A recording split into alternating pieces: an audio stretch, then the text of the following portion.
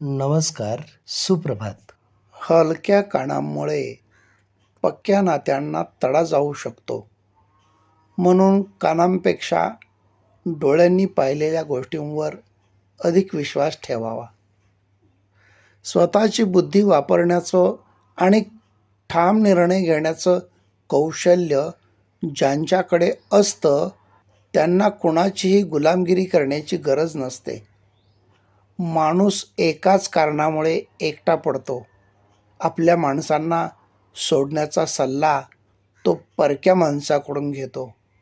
सल्ला हे असं सत्य आहे जे आपण कधी गांभीर्याने ऐकत नाही आणि स्तुती एक असा धोका आहे ज्याला आपण पूर्ण मन लावून ऐकतो.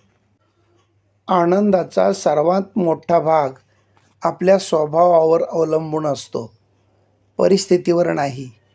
आणि मोठेपणा हा वयावर किंवा पैशांवर ठरत नसतो, तो आपल्या विचारांवर अवलंबून असतो.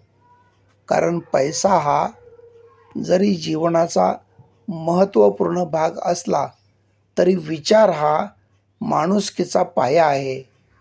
जी व्यक्ती आपल्या आयुष्यात माणुसकी जपते ती नक्कीच विचारांनी सगळ्यांपेक्षा मोठी ठरत असते.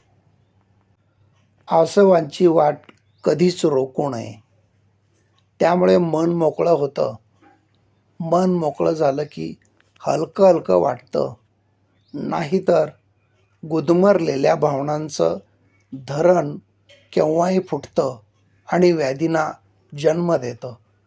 ज्या व्याधी एकदा मनात शिरले की आयुष्यभर विनाकारण शरीराला सतावत राहतात. धन्यवाद.